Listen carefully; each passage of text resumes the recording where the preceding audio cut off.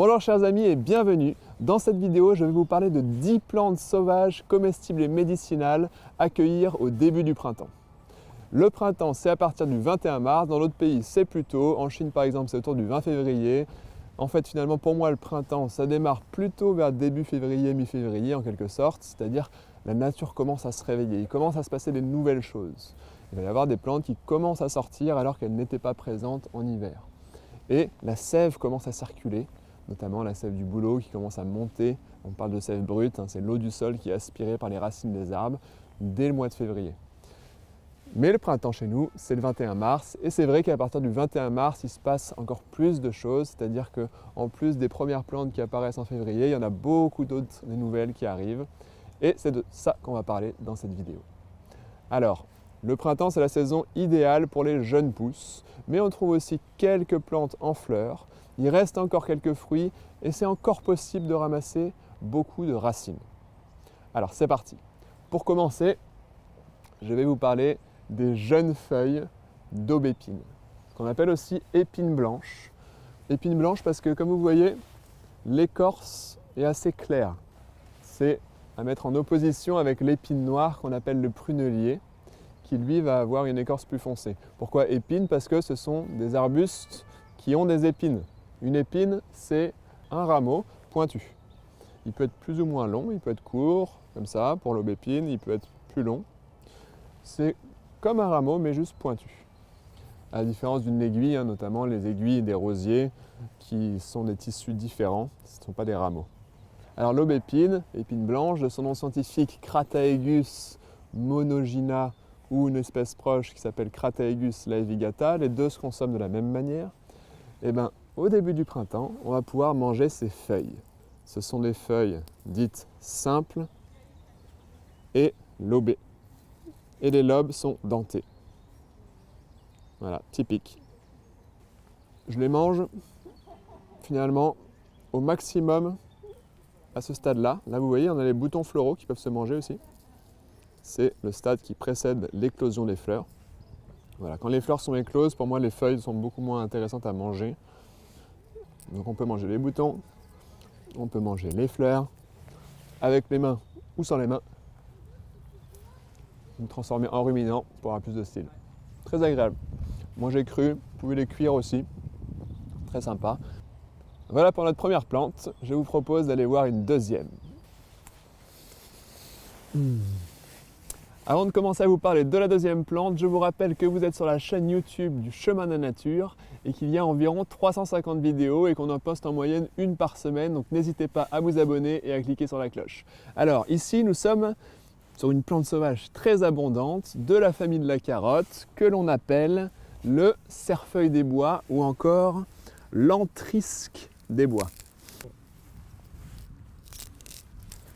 Voilà. Alors ce stade, c'est vraiment le stade optimal pour cueillir cette plante. Pour plusieurs raisons. Déjà parce que c'est la partie la meilleure, c'est vraiment délicieux, c'est sa tige. À ne pas confondre avec son pétiole. Pétiole, ça appartient à la feuille et c'est la sorte de tige de la feuille. Donc ça, c'est une feuille composée, un peu comme les fans de carottes, une feuille composée de plusieurs parties. Tout ça, c'est une feuille et là, c'est le pétiole. La partie intéressante, c'est vraiment la tige qui part du sol et qui est encore souple. Et ça, c'est vraiment excellent. Un goût entre la carotte et le fenouil. Tout le monde adore. La deuxième raison pour laquelle je conseille d'attendre le stade de la tige pour la cueillir, c'est parce qu'à ce stade-là, il n'y a quasiment pas de risque de confusion, parce qu'on est dans une famille dans laquelle il y a des risques. Parce que dans cette famille, la famille de la carotte, ce qu'on appelle la famille des apiacées ou des ombellifères, il y a 4 plantes mortelles. La grande ciguë, cliquez ici si vous voulez voir la vidéo. La petite ciguë, cliquez ici si vous voulez voir la vidéo. Le Nantes safrané, on n'a pas encore de vidéo mais ça va venir. Et la ciguë vireuse, une plante plus rare. Ces 4 plantes sont mortelles, c'est-à-dire qu'une petite quantité vous tue rapidement. Et elles ont un point commun, c'est qu'elles n'ont pas de poils. Il y a une autre plante notamment qui a une toxicité. Voilà, elle n'est pas considérée comme mortelle. On l'appelle le cerfeuil des fous. Quand sa tige sort, il va y avoir des points bordeaux dessus. Voilà, on a aussi fait une vidéo sur le cerfeuil des fous pour ne pas confondre avec le cerfeuil des bois, donc vous pouvez aussi cliquer ici pour la voir. Alors que le cerfeuil des bois, il peut y avoir des aplats de couleurs, comme ici. Ouais, c'est un peu plus bordeaux, ici par exemple, mais pas de points. Et les poils du cerfeuil des fous sont des poils longs. Ici on a des poils, mais c'est des poils duveteux. C'est un petit duvet court, donc le cerfeuil des fous, les poils font minimum 1 à 2 mm. Vous pouvez aussi manger ça là, les inflorescences qui sont dans leurs gaines, vous pouvez manger ça. Vous pouvez manger les toutes jeunes feuilles, toutes tendres. C'est un peu moins bon à mon goût que la tige, mais c'est très bon aussi. Vous pourrez manger ensuite ces fleurs et vous pourrez manger aussi ces tout jeunes fruits qui ressemblent à des graines de fenouil quand ils sont tout jeunes, tout tendres. La seule chose qui ne se mange pas dans cette plante, c'est sa racine. Vous pouvez éventuellement aussi confondre le cerfeuil des bois avec la carotte sauvage, mais retenez que la carotte sauvage a quasiment toujours des poils plus longs, un peu plus rêches, et une racine qui sent la carotte. Et si vous voulez en savoir plus sur la carotte sauvage, pour changer, cliquez ici.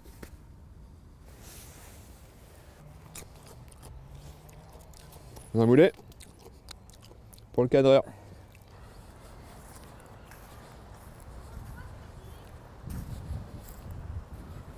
Ah, la fameuse. Est-ce que vous savez comment on fait pour ne pas vous faire piquer par l'ortie? Je vais vous dire. Il faut se poser comme ça, respirer par la narine droite uniquement, bloquer sa respiration 2 minutes 30 et la toucher. Ça marche. Regardez, je la prends, je la mets même sur ma petite peau sensible sous les yeux, je ne me fais pas piquer. Bon, c'était une blague bien sûr, hein. C'est pas l'ortie en fait, c'est le lamier blanc qui ressemble beaucoup à l'ortie. D'ailleurs, il poussait vraiment côte à côte, hein. À ma main droite, l'ortie. À ma main gauche, le lamier blanc, qui est un lamier et non une ortie, parce que certains l'appellent ortie blanche. Alors les deux sont comestibles et médicinales. Les saveurs sont différentes, les propriétés médicinales aussi. Regardez ici, là c'est un beau lamier blanc en fleurs, pleine floraison, idéal pour les cueillir pour l'aspect médicinal, parce que au niveau médicinal, le lamier blanc est à cueillir en fleurs. On parle de cueillir les sommités fleuries. C'est utilisé pour les affections respiratoires, bronchites, etc. Et aussi en externe pour aider à cicatriser des petites plaies, des petits problèmes de peau, irritation, petit eczéma, en gros pour aider la cicatrisation. Au niveau des propriétés de l'ortie, elle va être à la fois très riche en minéraux, donc reminéralisante, elle va aussi être très riche en vitamines, elle va aussi être très riche en protéines, jusqu'à 40% de son poids sec au printemps. Ça c'est top, pour ceux qui mangent plus de viande par exemple, ça fait partie des bons aliments à intégrer dans l'alimentation. Alors pour ne pas confondre l'ortie avec le lamier blanc, c'est facile, l'ortie, ça pique. Il y a des poils très durs, cassants, qui vont pénétrer sous la peau et injecter un liquide qui est sous pression dans le poil, sous la peau, et ça fait mal. Le lamier blanc, ça pique pas. Les poils sont plus fins, soyeux, et ils piquent pas. Sinon, vous avez aussi une chose à observer, c'est ces deux petites languettes là. Il y en a même 4. Au niveau de l'insertion des feuilles sur la tige, vous allez avoir ces 4 languettes qui sont des stipules. Le lamier blanc n'a pas de stipules. On en est donc maintenant à 4 plantes, c'est parti pour la suite. Waouh, un champ de lamier pourpre cette fois-ci. Donc, plus le lamier blanc, mais le lamier pourpre, même famille, la famille des lamiacées.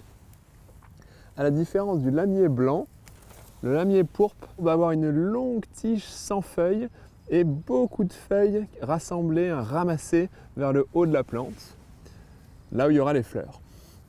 Alors, le lamier pourpre va bien sûr avoir aussi des fleurs différentes qui sont plus petites et qui sont pourpres. Une structure similaire parce que ce sont deux plantes de la même famille, c'est-à-dire soudées en tube à la base et avec deux lèvres bien distinctes. Dans la famille des lamiacées, on parle de fleurs bilabiées, mais c'est vrai que les lèvres ne sont pas toujours aussi distinctes que pour les lamiers.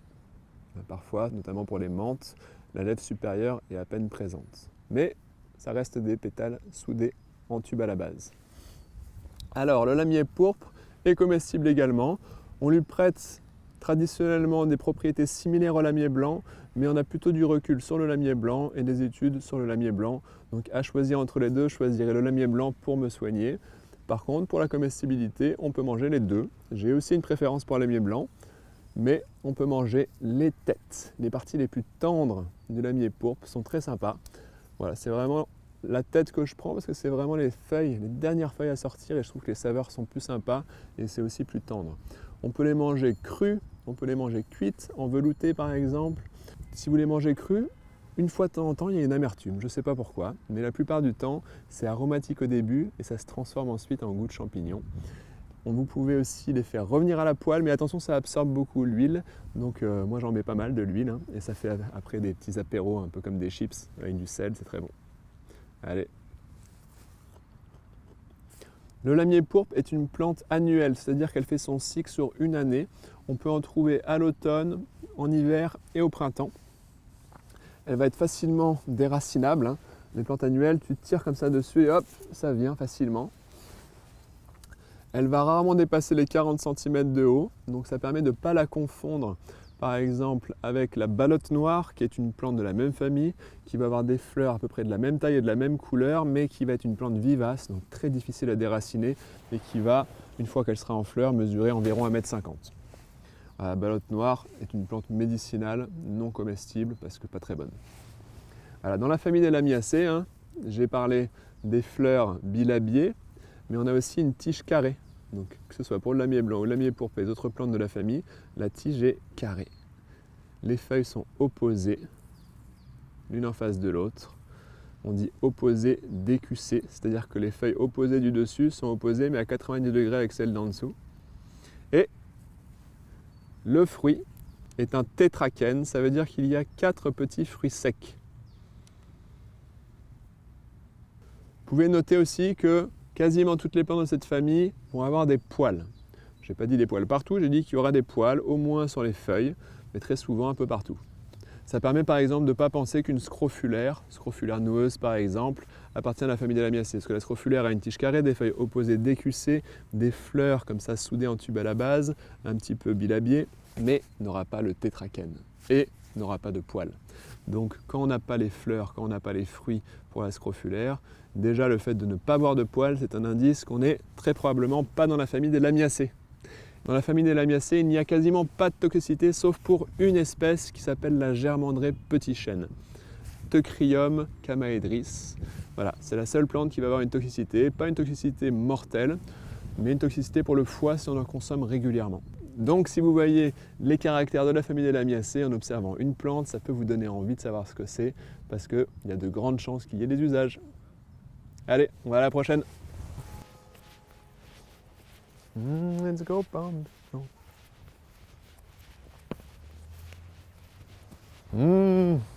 Les belles violettes.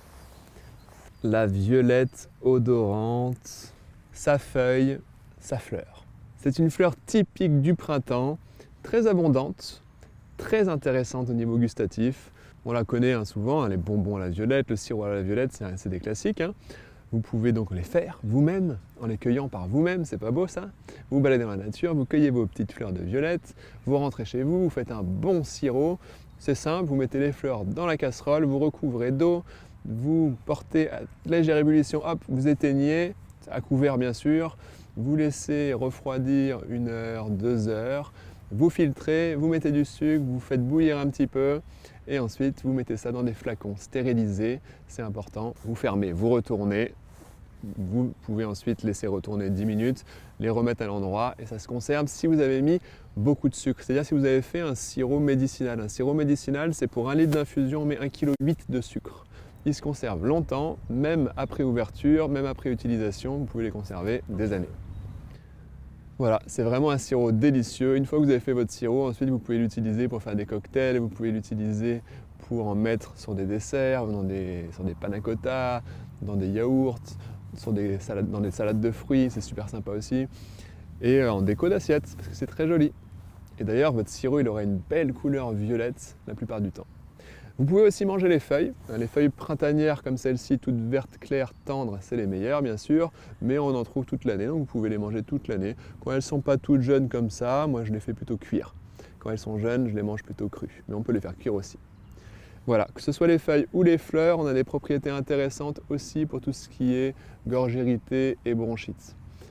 On peut aussi l'utiliser comme collyre, c'est-à-dire pour les petites inflammations des yeux, conjonctivite notamment. Voilà, donc feuilles plus fleurs dans ces cas-là. Waouh, j'adore.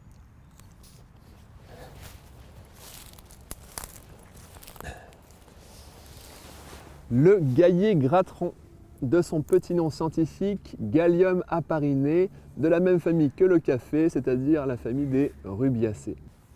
Le gaillet gratteron est facile à identifier parce qu'il va avoir des poils en crochet qui permettent de faire un magnifique badge pour être le plus stylé de Paris ou d'ailleurs. Et le gaillet gratteron va avoir des feuilles, on dit verticillées, c'est-à-dire qui font le tour de la tige, au même niveau. Il va également avoir une tige carrée. Ça c'est valable pour tous les gaillets et beaucoup de plantes de la famille des rubiacées. Alors, au printemps, il pousse à une vitesse incroyable. D'ailleurs, c'est une plante qui recouvre souvent d'autres plantes et c'est pour ça qu'il n'est pas apprécié de tous les jardiniers, parce que ça demande du taf pour l'enlever. Alors au printemps, moi ce que je mange, c'est les têtes. C'est la meilleure partie, ça a un petit goût de petit pois. On peut le manger comme ça directement cru.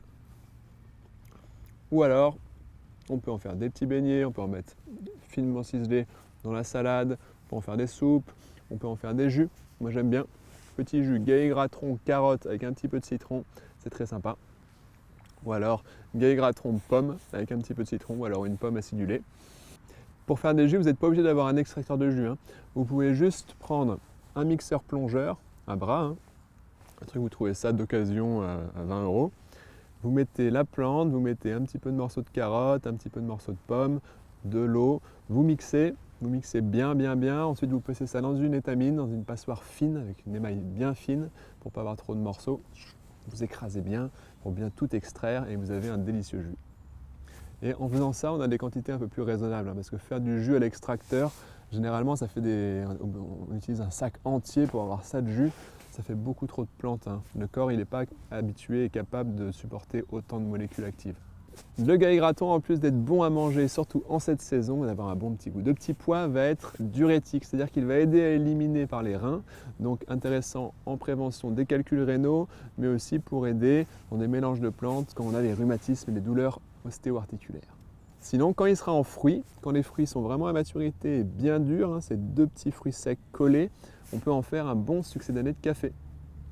Voilà pour le gaillet gratteron. Allez, on va voir une prochaine. Oh la jolie fleur de coucou. On appelle ça un coucou ou un prime vert. Cette espèce en particulier s'appelle le prime vert officinal, Primula veris de son petit nom scientifique. On peut utiliser ces jeunes feuilles au printemps pour les manger en salade ou en soupe par exemple, et ces fleurs d'un beau jaune orangé en infusion ou pour aromatiser des crèmes dessert ou encore faire des gelées avec. Et au niveau médicinal, on utilise les fleurs également pour la toux par exemple. Voilà pour le prime vert. Me voici avec la cardamine hérissée, Cardaminea hirsuta. Une petite plante de la famille du chou, du cresson. D'ailleurs, on l'appelle aussi cressonnette parce que ça a un petit goût de cresson et c'est petit, d'où le cressonnette. Voilà, on peut tout manger dans la cardamine. On peut manger ses feuilles. Regardez ces feuilles.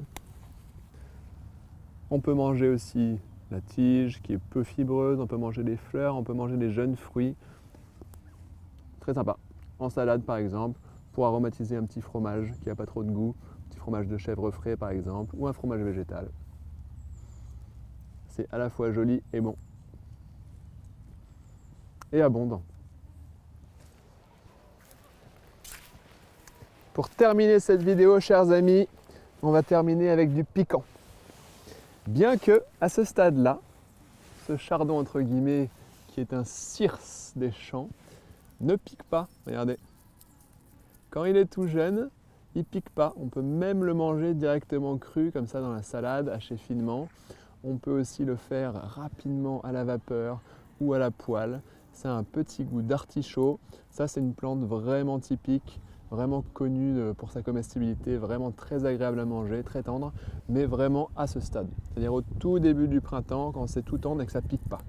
On pourra le manger par la suite, quand ça commencera à piquer, par exemple la tige, en la pelant et en la croquant, ou alors même si ça pique, mais il faudra trouver des moyens pour enlever le piquant, par exemple en cuisant et en mixant, ou alors en mixant et en passant dans un sac à jus bien fin pour éviter que les piquants aillent dans le jus. Voilà, circe des champs, Cirsium vulgare, une super plante sauvage comestible à connaître. Abondante aussi, très abondante. Voilà chers amis pour cette vidéo. J'aurais pu vous faire une autre vidéo sur 10 plantes, des plantes sauvages, comestibles et médicinales, il y en a énormément, c'est ça qui est chouette. On n'arrête jamais d'apprendre, c'est un univers passionnant. D'ailleurs, si vous voulez apprendre avec nous sur le terrain, vous pouvez cliquer sur le lien dans la description de notre site et aller voir s'il y a des balades bientôt. Et si vous voulez apprendre vraiment plus en profondeur pour devenir des experts, on a créé des formations en ligne. Au Chemin de la Nature, on a une équipe de 30 passionnés pour remettre toutes ces connaissances à jour. Et on a donc des formations en ligne très sourcées, rigoureuses, mais aussi pédagogiques et ludiques pour apprendre toutes ces connaissances, la botanique, la cueillette, la cuisine sauvage, l'herboristerie. Et bientôt une formation sur les champignons, mais bon, là je parle de plantes. Donc si vous voulez approfondir, cliquez sur le lien aussi dans la description pour voir nos formations en ligne. Voilà chers amis, à bientôt, ciao!